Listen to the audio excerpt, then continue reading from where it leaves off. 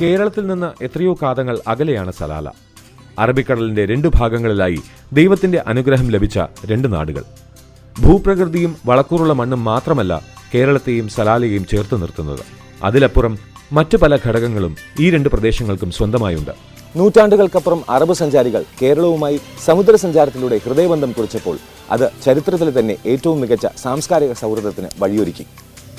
അന്വേഷണത്വരയും ആഹ്ലാദവും സാഹസികതയും എല്ലാം ഒത്തുകൂടിയപ്പോൾ ഈ സാംസ്കാരിക സൗഹൃദത്തിന് ആക്കം കൂടി. 2 ഭിന്ന പ്രദേശങ്ങളിൽ താമസിക്കുന്നവർ ഒരേ സാംസ്കാരിക തലത്തിലുള്ള തുടിപ്പുകൾ അത് അനുഭവിക്കാൻ സലാലയ്ക്കൊപ്പം കേരളത്തിനും സാധിച്ചു. സലാലയിൽ ചേരമൻ പെരുമാളിന്റെ ഖബറിടം ഒരു പ്രതീകമാണ്. 2 സാംസ്കാരിക ധാരകളെ വിളക്കിച്ചേർക്കുന്ന പ്രതീകം. ഭാഷയുടെ വേർതിരിവുകൾക്കിടയിലും ഇരു ജനതകളുടെയും ഹൃദയങ്ങളെ ചേർത്തു നിർത്തുന്നതിൽ മാനവികവും സാംസ്കാരികവും ചരിത്രപരവുമായ ഒട്ടേറെ ഈടുവെപ്പുകളാണ്. സലാലയും കേരളവും ഐക്യപ്പെടുന്ന സാംസ്കാരിക പൈതൃകവും അതിന്റെ വർത്തമാനവുമാണ് ടി ടോക്ക് അന്വേഷിക്കുന്നത്. കേരളവും സലാലയുമായുള്ള ആത്മബന്ധം ഇക്കുറി ടി ടോക്ക് ചർച്ച ചെയ്യുന്നു. Come let's chat on Sanford Tea Talk. It's me Chris with you.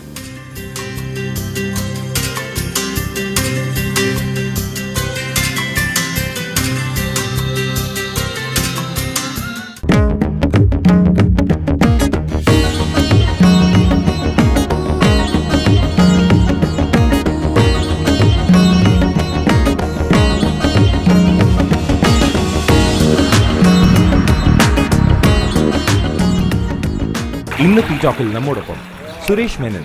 നാട്ടിൽ തൃപ്പൂണിത്തുറയാണ് സ്വദേശം. 25 വർഷമായി കുടുംബത്തോടൊപ്പം സലാലയിലുണ്ട്. അക്കൗണ്ടിംഗ് ആൻഡ് ഫിനാൻസ് മേഖലയിലാണ് ജോലി. ഇന്ത്യൻ സോഷ്യൽ ക്ലബ്, മലയാള വിഭാഗം എന്നിവയുടെ തുടക്കം മുതൽ നിരവധി ചുമതലകൾ വഹിച്ചു വരുന്നു. സലാലയിലെ കലാ, സാഹിത്യ, സാംസ്കാരിക മേഖലയിൽ തലയെടുപ്പുള്ള വ്യക്തിത്വം. CP ഹാരിസ് കണ്ണൂർ ജില്ലയിലെ വളപട്ടണം സ്വദേശി. ആനിമൽ ഫീഡ് കമ്പനിയിൽ ക്വാളിറ്റി മാനേജറായിരുന്നു. സലാലയിലെ സ്വദേശി പ്രമുഖരുമായി നല്ല ബന്ധം. ഇവിടുത്തെ സാമൂഹ്യ സാംസ്കാരിക മേഖലകളിൽ മികച്ച സംഭാവനകൾ അർപ്പിച്ച വ്യക്തി. കുടുംബത്തോടൊപ്പം 32 വർഷമായി സലാലയിലുണ്ടായിരുന്ന ഇദ്ദേഹത്തിന്റെ ഇപ്പോഴത്തെ പ്രധാന പ്രവർത്തന മേഖല നാടാണ്. ബിന്ദു തമ്പി ആലപ്പുഴ ജില്ലയിൽ മാവേലിക്കര സ്വദേശി. 21 വർഷമായി വീട്ടമ്മയായി സലാലയിലുണ്ട്. അധ്യാപനം, എഴുത്ത് എന്നീ മേഖലയുമായി ബന്ധമുണ്ട്. സലാലയും കേരളവുമായി ബന്ധപ്പെട്ട രചനകൾ നടത്തിയിട്ടുമുണ്ട്. മലയാള വിഭാഗം കൺവീനറും സാംസ്കാരിക പ്രവർത്തകനുമായ മോഹൻദാസ് തമ്പിയാണ് ഭർത്താവ്. ഹുസൈൻ കാച്ചലോടി കോഴിക്കോട് കാപ്പാട് സ്വദേശി. സലാലയിലെ Iqra study centre managing director. കലാ, സാഹിത്യ, സാമൂഹ്യ മേഖലകളിൽ സജീവ സാന്നിധ്യം. കൂടാതെ നല്ലൊരു പ്രഭാഷകനുമാണ്. 25 വർഷമായി സലാലയിലുള്ള ഇദ്ദേഹത്തിന്റെ കുടുംബം ഇപ്പോൾ ഇവിടെയുണ്ട്.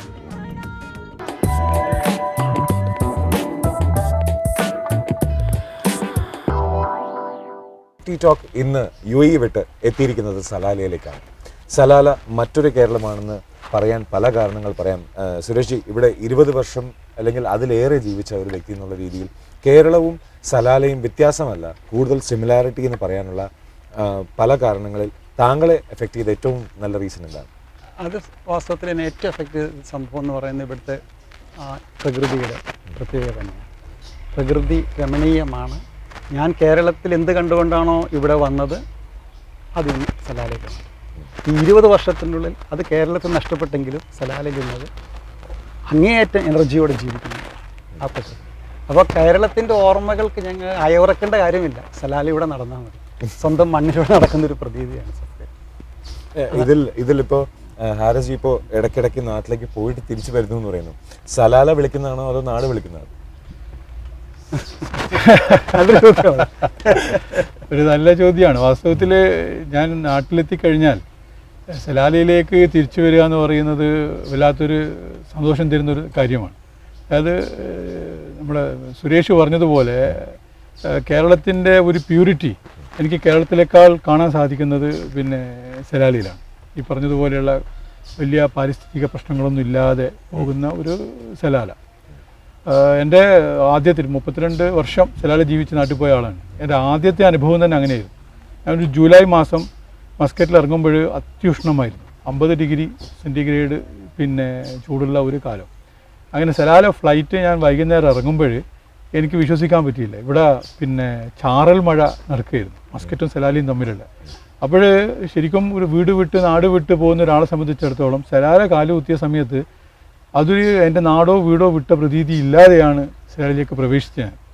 ആ ഒരു അനുഭവം ഈ 32 വർഷം സലാല തന്നിരുന്നു എന്നുള്ളത്. എല്ലാ വർഷവും എല്ലാം റെഗുലറായിട്ട് പ്രകൃതി അങ്ങനെ തന്നെയാണ്. നിശ്ചയമായിട്ട് അതാണ് പ്രത്യേകത എന്ന് പറയാം. കാരണം 20 വർഷം മുമ്പ് നമ്മൾ നാട്ടിൽ എന്ത് കണ്ടോ അത് ഇന്നിവിടെ കാണുന്നില്ല. 20 വർഷം മുമ്പ് ഞാനിവിടെ എന്ത് കണ്ടോ അത് ഇവിടെ അങ്ങനെ വെൽ പ്രിസർവ്. അതിന് നമ്മൾ നന്നായി അതിനെ നമ്മൾ അനുമോദിച്ചേ പറ്റും. അല്ല, ഇതില് വേറൊരു വിഷയം വരുന്നത്, പുരുഷന്മാർ പറയുന്നത് പ്രകൃതിയും ഭംഗിയും ഒക്കെ പറയുന്നുണ്ട്. ഒരു വീട്ടമ്മയ്ക്ക് വേണ്ടത് സലാലയിൽ എന്തൊക്കെയാണ് കിട്ടുന്നത്? അത് സൗഹൃദങ്ങൾ. നാട്ടിൽ നമ്മൾ, ഞാൻ ഈ പറഞ്ഞ പോലെ 20 വർഷം മുമ്പ് ഇവിടെ 21 വർഷമായിരുന്നു. അപ്പോൾ അന്ന് നാടെന്ന് പറഞ്ഞാൽ നല്ല അയൽബന്ധങ്ങളും വീട്ടുബന്ധങ്ങളും കൂട്ടുകുടുംബം അതിൻ്റെയൊക്കെ ഒരു സുഖത്തിൽ നിന്നാണ് ഞാൻ ഇവിടോട്ട് വരുന്നത്. അപ്പോൾ ഇവിടോട്ട് വന്ന ഉടനെ നമുക്ക് ബന്ധുക്കൾ ഇവിടെ ഇല്ല, പക്ഷേ സൗഹൃദങ്ങളായിരുന്നു അന്ന് എനിക്ക് ശക്തിയായിരുന്നു. നല്ല അന്ന് ആ ബന്ധങ്ങളെല്ലാം ഇപ്പോഴും അതുപോലെ സുരേഷ് പറഞ്ഞ പോലെ പ്രകൃതി എങ്ങനെ നിൽക്കുന്നു അതുപോലെ തന്നെ അന്ന് അടിയുറച്ച ബന്ധങ്ങളൊക്കെ നമ്മുടെ സ്വന്തം സഹോദരങ്ങളെക്കാൾ ശക്തി പ്രാപിച്ചു. 100% ശരിയാണ്. അത് സലാലയിൽ മാത്രം, ഗൾഫിൽ സലാലയിൽ മാത്രം കിട്ടുന്ന ഒരു പ്രത്യേകതയാണ്. ഇവിടെ എല്ലാം ഇമ്പ്രൂവ് ചെയ്തുകൊണ്ടിരിക്കുകയാണ്. സൗഹൃദങ്ങളായാലും പ്രകൃതി ആയാലും ആഘോഷങ്ങളായാലും നമ്മൾ അതിൻ്റെ ഏറ്റവും നല്ല പ്യൂരിഫൈ ഫോമാണ് നമുക്കിവിടെ അനുഭവിക്കാൻ പറ്റുന്നത്. അങ്ങനെ അതിൽ ഗ്രാമാന്തരീക്ഷം അതാണ് ശരിക്കും വെച്ചാൽ സലാല ഇന്നും ഒരു സിറ്റി ആയിട്ടില്ല. നമ്മുടെ സാധാരണ പറയില്ല, ഗ്രാമത്തിലാണ് നമുക്ക് എപ്പോഴും ജീവിതത്തിന് നല്ല അനുഭവങ്ങൾ ഉണ്ടാവുക. ആ പറഞ്ഞ ഒരു അവസ്ഥ അത് ഞങ്ങളിവിടെ താമസിക്കുന്നവർ മാത്രമല്ല, ഇവിടെ വിസിറ്റ് ചെയ്ത ആൾക്കാർ, ഈ പിന്നെ മസ്കറ്റ്, റിയാദ്, ഖത്തർ എന്നൊക്കെ വന്ന് ചില ആൾക്കാർ ഇവിടെ വന്നിട്ട് പറഞ്ഞിരുന്നു അവർക്ക് അവിടെ നിന്നൊന്നും കിട്ടാത്ത ഒരു അനുഭവം ഇവിടുന്ന് കിട്ടി. ഹോസ്പിറ്റാലിറ്റി ആൾക്കാർ ഇപ്പോൾ നമ്മൾ പറയുമ്പോൾ നമ്മളിതിൻ്റെ ഭാഗമാണ്. നമ്മൾ കൊടുക്കുന്ന ഒരു പരിഗണന, അവർക്ക് കൊടുക്കുന്ന ഒരു ആതിഥ്യ മര്യാദ, ഇതൊക്കെ അവരെ വല്ലാതെ സ്വാധീനിച്ചിട്ടുണ്ട്. പലരും അത് ഇതിൽ പല കൾച്ചേഴ്സിന്റെ ഒരു ബ്ലെൻഡിങ് കാണുന്നുണ്ട്. അതായത് ഇപ്പോൾ കേരളം എന്നുള്ള ആ ഒരു ആശയം നമ്മുടെ മനസ്സിലുള്ളപ്പോൾ ഇവിടെ അറബ് സംസ്കാരമുണ്ട്, അല്ലെങ്കിൽ ബാക്കിയുള്ള രാജ്യത്ത് നിന്ന് വന്നിട്ടുള്ള ആൾക്കാരുണ്ട്. എങ്ങനെയാണ് ഈ ഒരു മിക്സ്ചർ ഓഫ് കൾച്ചേഴ്സ് ഇവിടെ? ഇവരൊക്കെ തന്നെയും ഈ മിക്സഡ് കൾച്ചർ എന്ന് പറയുന്നത് എല്ലാവരും ഇപ്പോൾ ഈ സ്നേഹത്തിൻ്റെ ഒരു ഊഷ്മളത നമ്മൾ ശരിക്കും അനുഭവിക്കുന്നുണ്ട്.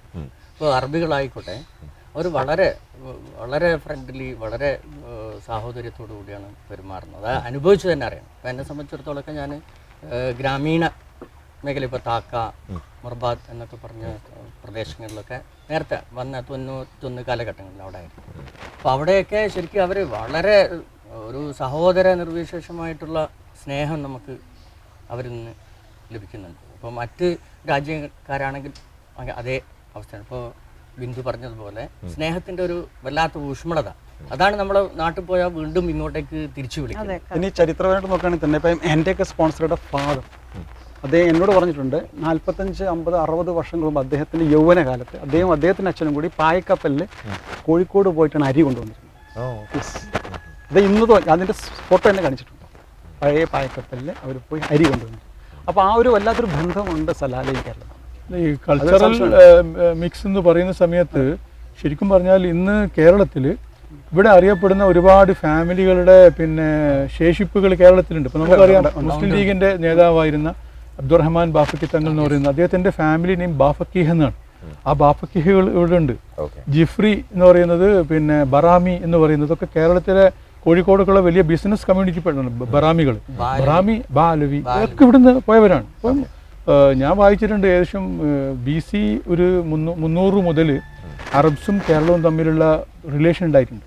സംഗതി ഉണ്ടായത് ട്രേഡ് റിലേഷനാണ്, പക്ഷേ അത് സ്ലോലി കൾച്ചറൽ റിലേഷനായിട്ട് മാറി. എക്സ്ചേഞ്ച് ഓഫ് കൾച്ചർ എന്ന് പറയുന്നൊരു സംഭവം അങ്ങോട്ടും ഇങ്ങോട്ടും.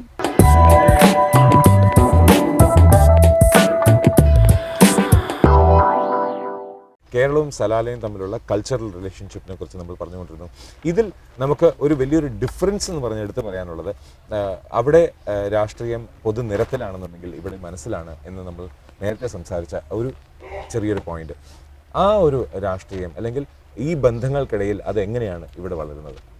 സലാലയിലെ ആ ഒരു വ്യത്യാസം അത് നാട്ടിലും അറിയാൻ ആൾക്കാർ ശരിക്കും അവരറിഞ്ഞിരിക്കണം. ഇപ്പോൾ പൊളിറ്റിക്സ് എന്ന് പറയുമ്പോൾ സത്യത്തിൽ ഇവിടെ മനസ്സിലാണ്. അപ്പോൾ ഇവിടെ പൊളിറ്റിക്സ് എന്ന് പറഞ്ഞാൽ സത്യത്തിൽ ജീവകാരുണ്യ പ്രവർത്തനങ്ങൾ, പരസ്പര സഹായങ്ങൾ, അതൊക്കെയാണ് നടക്കുന്നത്. അപ്പോൾ ഇവിടെ ഒട്ടുമിക്ക രാഷ്ട്രീയ പ്രസ്ഥാനങ്ങൾക്കും അവരുടേതായിട്ടുള്ള പോഷക സംഘടനകളുണ്ട്. അതിലൂടെയാണ് അവരുടെ കാര്യങ്ങൾ നടന്നു വരുന്നത്. പക്ഷേ ഇവരൊക്കെ കൾച്ചറൽ കമ്മിറ്റികൾ എന്നുള്ള രീതിയിൽ പരസ്പരം നല്ല സൗഹാർദ്ദത്തോടു കൂടിയാണ് എല്ലാ മേഖലയിലും വളരെ സൗഹാർദ്ദത്തോടു കൂടി തോളോട് ചേർന്ന് ഇവിടെ പ്രവർത്തിക്കുന്നത്. അങ്ങനെയുള്ള സംഘടനകൾ ഇവിടെ പ്രവർത്തിക്കുമ്പോൾ സാഹിത്യത്തിൻ്റെ ഒരു ചെറിയൊരു മേൻപിടിയുണ്ട്. അപ്പോൾ ആ എഴുത്തിലേക്ക് നമുക്ക് വരാം. ഇവിടുത്തെ സാഹിത്യത്തിനെ കുറിച്ച് എന്താണ് പറയാനുള്ളത്? ഇവിടെ സംഘടനകൾ, മലയാളി സംഘടനകൾ അനവധിയുണ്ട്. ഇതെല്ലാം കലാപരമായിട്ടും സാഹിത്യപരമായിട്ടുള്ള നമ്മളിൽ ഉറങ്ങിക്കിടക്കുന്ന എല്ലാ കോളേജുകളിലൊക്കെ പഠിച്ചിരുന്നപ്പോൾ എന്തെങ്കിലുമൊക്കെ ആയിട്ട് ആയിരുന്നവരൊക്കെ ഇവിടെ വന്ന് ഇങ്ങനെയുള്ള സംഘടനകൾ വഴിയാണ് അവരുടെ അത്തരം സർഗാത്മകമായിട്ടുള്ള കഴിവുകളൊക്കെ പുറത്തേക്ക് വരാൻ ഈ സംഘടനകൾ ഒരുപാട് സഹായിച്ചിട്ടുണ്ട്. ഇപ്പം എഴുത്തിൻ്റെ പാട്ടുകാരായാലും എഴുത്ത് സാഹിത്യ സൃഷ്ടികളായാലും ഈ സംഘടനകളാണ് നമ്മളെ അതിന് വേണ്ടുന്ന എല്ലാ അവർ അറേഞ്ച് ചെയ്യുന്ന കോമ്പറ്റീഷൻസ്, അതിന് നമുക്ക് വേണ്ടി വേദി. എനിക്ക് തോന്നുന്നു നാട്ടിൽ അങ്ങനെയുള്ള ഒരു ക്യാമ്പസ് ജീവിതമൊക്കെ കഴിഞ്ഞു കഴിഞ്ഞാൽ അവിടെ തീരുകയാണ് നമ്മുടെ കുറവാണ്. അതിപ്പോൾ അല്ലെങ്കിൽ ഈ കടൽ കടന്നെത്തുമ്പോൾ ഇന്നലെ മസൂൻ സാർ വന്നിട്ടുണ്ടായിരുന്നു ഇവിടെ നമ്മുടെ ഒരു പരിപാടിക്ക്. ആ സമയത്ത് ഞാൻ പറഞ്ഞത് കടൽ കടന്ന് ഇങ്ങെത്തുമ്പോൾ പ്രവാസിയുടെ മനസ്സിൽ ആ മണ്ണിനോടും ആ ജീവിത രീതികളൊക്കെ ഒരു വല്ലാത്തൊരു പ്രണയമാണെന്ന് എനിക്ക് തോന്നിയിട്ടുണ്ട്. ആ പ്രണയത്തിന് പറ്റിയ അന്തരീക്ഷമാണ്. അതാണ് അതിൻ്റെ രസം. അപ്പോൾ ഈ പറഞ്ഞ മാതിരി ഇതിലൂടെയൊക്കെ പോകുമ്പോൾ ഇപ്പോൾ ഞാനും ഹുസൈൻ കാച്ചിലോടി മാഷും മുണ്ടെടുത്താണ് വന്നത്. ഇതിലൂടെ ഞങ്ങളൊന്ന് നടന്നു വരികയാണെങ്കിൽ അന്തിക്കാട് ഗ്രാമത്തിലൂടെ പോകുന്നതെന്ന് പറയാൻ പറ്റും. അങ്ങനെ പറയാൻ പറ്റില്ല, തീർച്ചയായിട്ടും. ഞാനത് കണ്ട് സന്തോഷം. ഇപ്പോൾ ഞാൻ നേരത്തെ ഒരു ഷോപ്പിൽ വർക്ക് ചെയ്തിരുന്നപ്പോൾ ഒരു ദിവസം ഇങ്ങനെ ഒരു കാറ്റടിച്ചപ്പോൾ ഇവിടെ തോപ്പ് എന്ന് പറയുന്ന ഒരു വസ്ത്രമാണ് ഈ ഒമാനി സ്ത്രീകൾ വരും. അപ്പോൾ അതങ്ങ് പെട്ടെന്ന് പൊങ്ങി. അപ്പോൾ ഹറാമി ഹവ എന്ന് പറഞ്ഞു ആ സ്ത്രീ. അപ്പോൾ ഉടനെ എൻ്റെ മനസ്സ് പോയത് എസ് കെ പൊറ്റക്കാടിൻ്റെ ദേശത്തിൻ്റെ കഥയാണെന്ന് തോന്നുന്നു. അതിൽ പറയുന്നുണ്ട് തെമ്മാടിക്കാറ്റ്. അപ്പോൾ അത്തരത്തിലുള്ള ചില ഫീലിങ്സ് ഒക്കെ ചില സമയത്ത് നമുക്ക് ഉണ്ടാവാറുണ്ട്. അല്ല, അത് പ്രത്യേകിച്ചുണ്ട്. നമുക്ക് പറഞ്ഞിരിക്കാൻ പറ്റില്ല, അനുഭവിക്കുന്നതാണ്. അത് നമ്മൾ 20 വർഷമായിട്ട് അനുഭവിച്ചുകൊണ്ടിരിക്കുന്നത്. ഇതിൽ ഇപ്പോൾ നമ്മൾ പറഞ്ഞ സാഹിത്യം, ഇനി ആ സാഹിത്യത്തിലൂടെ നമ്മൾ ചെറിയൊരു ചരിത്രത്തിലേക്ക് നമ്മൾ തിരിച്ചു പോകാനുണ്ട്. കേരളവും സലാലയും തമ്മിലുള്ള ബന്ധം ചരിത്രത്തിൽ രേഖപ്പെടുത്തിയിരിക്കുന്നു. അതിനെക്കുറിച്ച് ജനങ്ങൾ എത്രത്തോളം ഇവിടെ അറിയുന്നുണ്ട്, അല്ലെങ്കിൽ നാട്ടിലുള്ളവർ അറിയുന്നുണ്ടോ? അങ്ങനെ ഇവിടുത്തെ ജനങ്ങൾ ധാരാളമായിട്ട് അറിയുന്നവരാണ്. നിങ്ങളിപ്പം ഈ കണ്ണൂർ സലാലി തന്നെ ഹാഫ എന്ന് പറയുന്ന ഏരിയയുണ്ട്. അവിടെ പോയാൽ മിർബാദ് എന്ന് പറയുന്ന വേറൊരു സ്ഥലമുണ്ട്. അവിടെയൊക്കെ പോയി കഴിഞ്ഞാൽ ഇപ്പം പലപ്പോഴും നല്ല ബീച്ചുള്ള സ്ഥലമാണ്. അവിടെ പോയി അവിടെയുള്ള പ്രായമുള്ള അറബികൾ കണ്ടു കഴിഞ്ഞാൽ ചോദിക്കാൻ തുടങ്ങും, നിനക്ക് കാലിക്കൂത്ത് അറിയോ, നീ കാലിക്കൂത്ത് നിന്നാണോ? അതായത് അവരും അവരുടെ അടുത്ത ബന്ധുക്കളൊക്കെ കാലിക്കറ്റുമായി ബന്ധപ്പെട്ട് നടത്തിയ വാണിജ്യ യാത്രകളെക്കുറിച്ച് നല്ല ഓർമ്മകളുള്ളവർ. കാലിക്കറ്റിലുള്ള ചില പ്രത്യേക സ്ഥലങ്ങളെക്കുറിച്ച് പോലും അവർ ഓർമ്മിപ്പിക്കും. ഇന്ന സ്ഥലം ബേപ്പൂരിനെ കുറിച്ച് അവർക്കറിയാം, കുറ്റിച്ചേറിനെ കുറിച്ച് അവർക്കറിയാം. അതിനെക്കുറിച്ചൊക്കെ അവർ പറയുന്ന ഒരു അനുഭവമുണ്ട്. പിന്നെ കേരളത്തിൻ്റെ മറ്റൊരു ചരിത്രം പറയുന്നത് ഇസ്ലാം കേരളത്തിലേക്ക് വന്ന ഒരു സംഗതി പറയുന്നുണ്ട്. അത് ഭൂരിഭാഗവും സംഭവിച്ചത് ഈ പാർട്ടിൽ നിന്ന്, ഈ ഏരിയയിൽ നിന്നാണ് ജനങ്ങൾ വന്നത്. അത് കച്ചവടത്തിന് വേണ്ടി അവർ വന്നു. ആ കച്ചവടത്തിന് വന്ന ജനങ്ങളുടെ ജീവിത രീതിയും സമ്പ്രദായങ്ങളും കണ്ടു.